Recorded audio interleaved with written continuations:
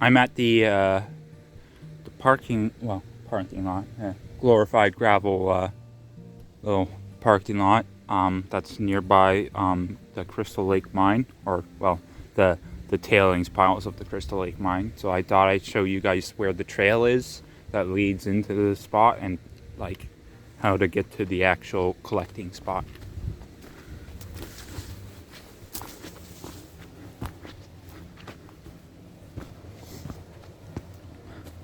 So it's not exactly the smoothest trail, and it's not up.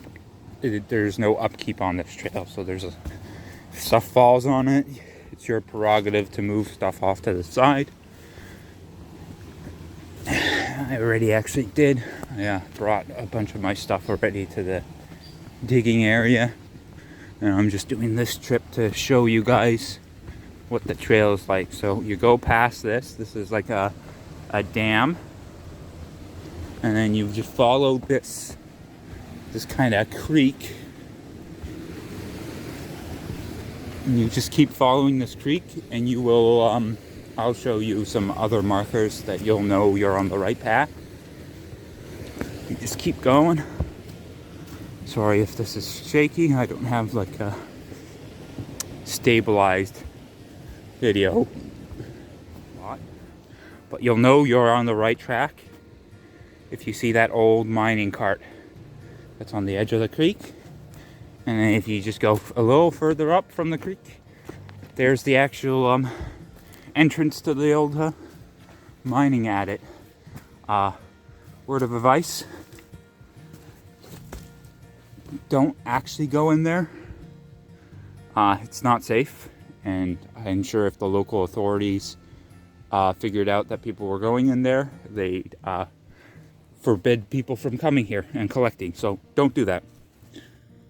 It's not safe, and also it'll probably get this site closed down. And here's the first little bit of the tailings piles, but I always go farther than here and onto the other side. And this is the main digging area. You can kind of see that there are holes here. A thing to note about this site is that the creek kind of opens up into like a little kind of pond area, outlet kind of thing. There are turtles that nest here, and actually it seems like their babies already hatched this year. Let's see here. You can see here. You can see these shells. This is the leftover turtle shells, and you can see here. So depending on when you come, I think it's like earlier spring, earlier summer is when they hatch. Just be careful where you dig, because they can put their nests everywhere in this area, and so you don't want to be disturbing a turtle nest if you do that.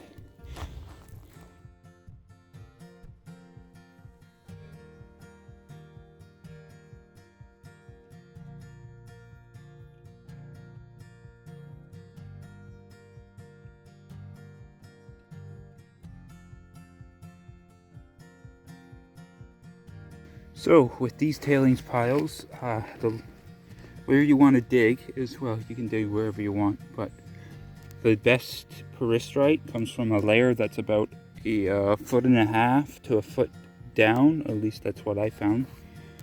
And you start to find these larger chunks of granite, and that's what you're looking for, is the larger chunks of granite. And then in that layer and around that layer is where you'll find hopefully bigger chunks of nicer looking peristerite. So when you're at the Crystal Lake mine, what is it that you're going to be looking for? Well, the main thing that you're going to be looking for is peristerite. Here I have an example with a nice large face that has some good color in it. Now peristerite is a feldspar, a variation of feldspar, and actually it's somewhat related to labradorite, in the sense that the two feldspar minerals that make up peristerite and labradorite are the same. It's just with labradorite, the percentages are different from the ones in peristerite, and that's what causes the difference in the labradorescence versus the blue schiller / argillescence that you could see in peristerite. Now, Another thing that you can find at the Crystal Lake Mine is something called graphic granite. Now, one way you can tell is if you got like these pinpricks and almost like a graphic look, like some kind of cuneiform or ancient language. Now, sometimes if you're lucky, the feldspar in the graphic granite, because this is feldspar and quartz crystals intergrown in a specific way to get this, you can get the feldspar to be peristerite. Now that's like the most sought after stuff, is a good chunk of the graphic peristerite, so to say. And then last but not least, now I'm not sure, 100% sure that this is what I think it is, but I believe the mine that these tailings piles come from originally was used as a mine for radioactives, I believe, or it just has a lot in them. I know that there is a lot in the actual mine itself, and so you might find some radioactives in these piles. Now, I'm not sure that this is what that is. I'll have to talk with some people. I might have to just invest in a Geiger counter, but that struck me when with the little knowledge that I do have of radioactives in Ontario, that struck me as something I've seen before. So I'll double check with some more knowledgeable people on this subject, and I'll get back to you guys on that part. So if you're into lapidary, the type of peristerite you're looking for is the peristerite like this, but a larger size. You want nice flat faces, so it'll be nice workable, and you want it basically, when you view the peristerite from head on, you see the lovely blue and silver flashes.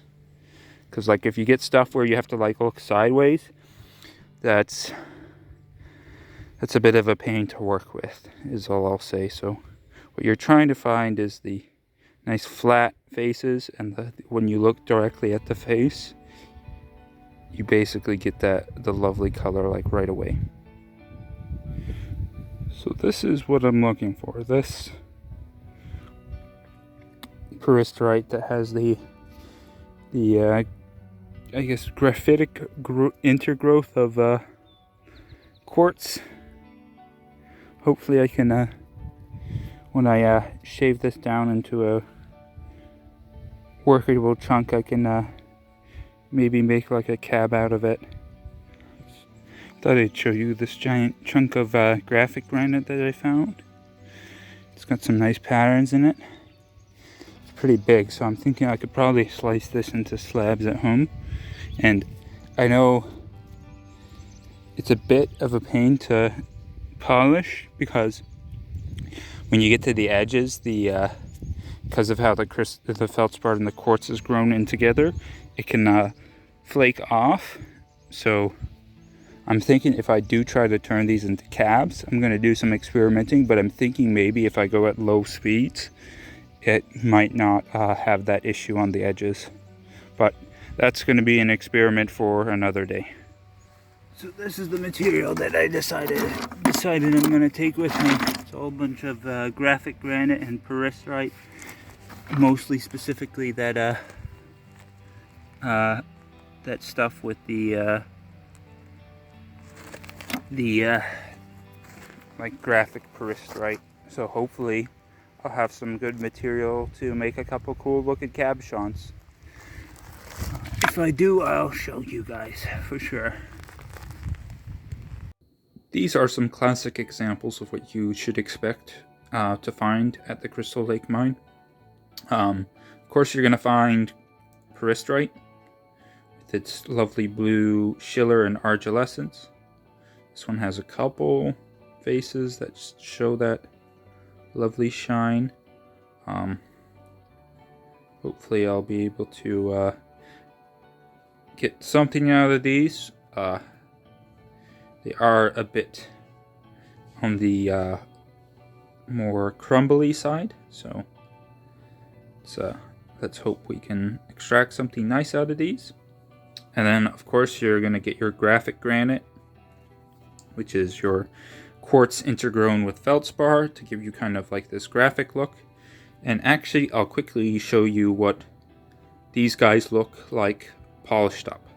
This is what you should expect to see, or hope to expect to see, I guess, because this Peristerite specimen on the side is very lovely. It's got some great coloring. It's got some blues and silvers in there, and then there's the streaks of white, which kind of make it look like kind of like clouds in a very light blue sky, if you're gonna look for some kind of scenery look. But a very lovely specimen of Peristerite. This was collected 2 years ago by me. Now this is just an example of polished up graphic granite from the Crystal Lake mine. You can see kind of why it's got that name of graphic granite. It refers to the kind of look that's given between the intergrowth of quartz and feldspar. It kind of looks like an ancient language like cuneiform or something like that, so that's why it has the name graphic granite. Hopefully I'll be able to take some of the newer material and turn it into pieces like these, or maybe even cabochons. As we watch me polish the material, I thought I would talk about some interesting facts about both Peristerite and graphic granite. So to start off, let's go over graphic granite.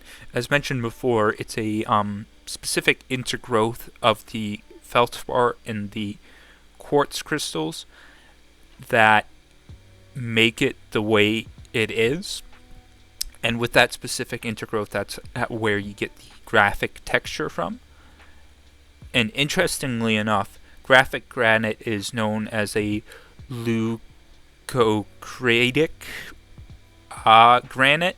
I hope I pronounced that correctly. I'll put up the phrase there. And what that is actually a light-colored granite. Now, what does that mean? It should be a whiter to light pinkish granite.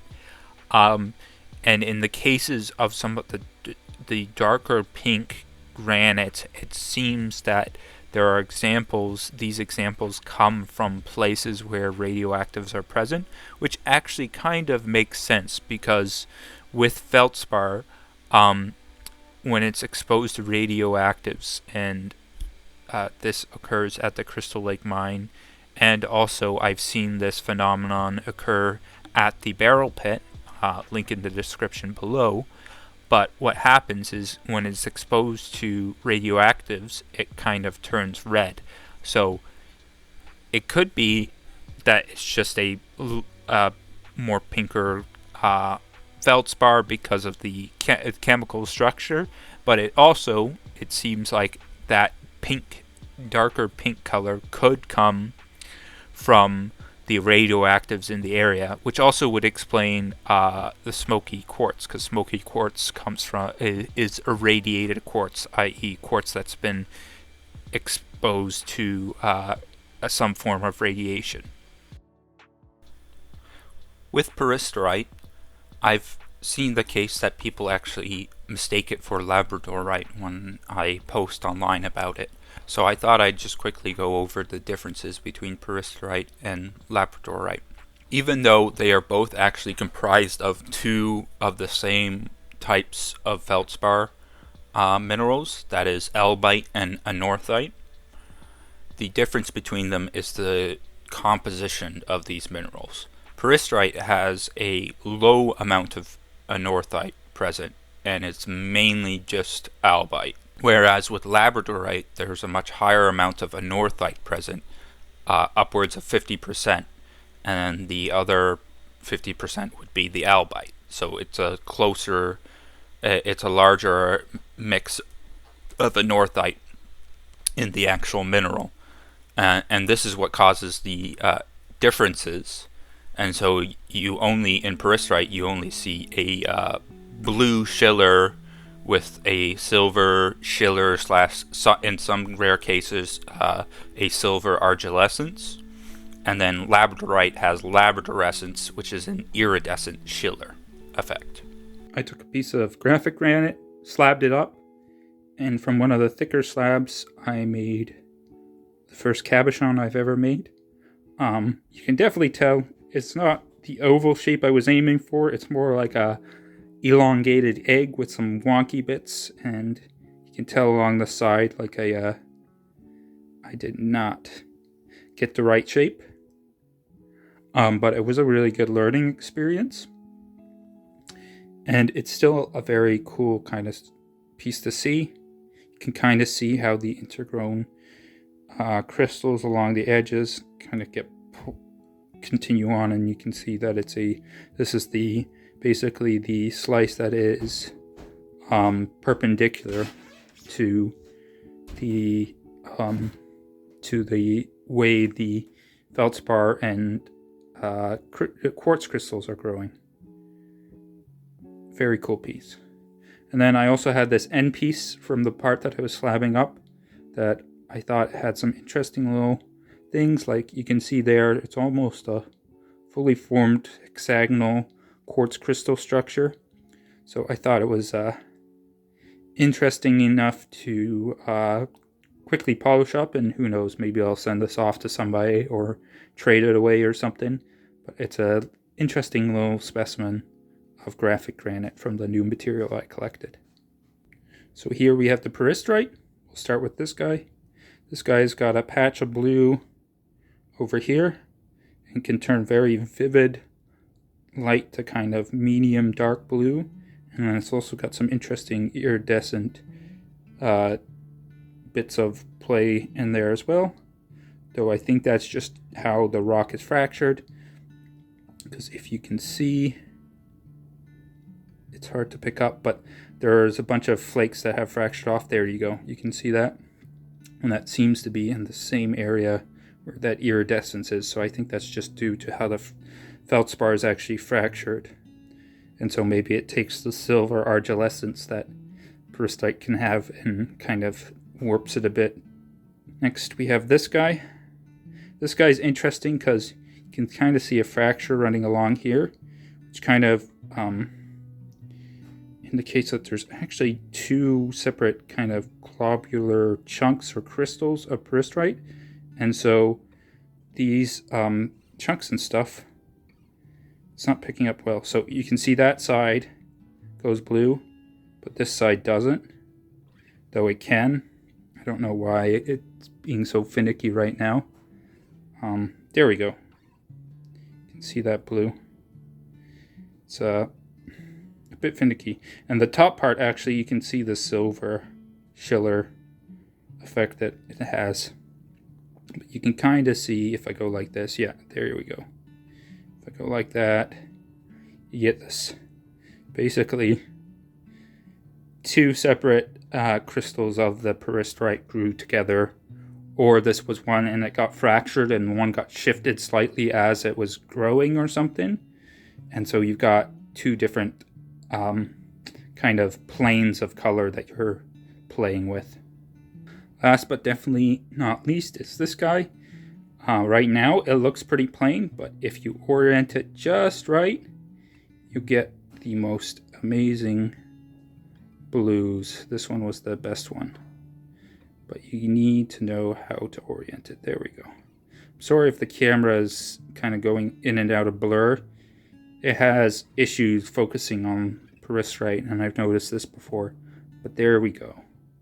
There's that lovely blue, and it's got some quartz up here that is intergrown with it. It's just a lovely specimen. We have gotten to the end of this video. Thank you for watching. If you've gotten this far, please let me know below which is your favorite material, the Peristerite or the graphic granite. I appreciate you guys watching, and I hope you guys have a good day.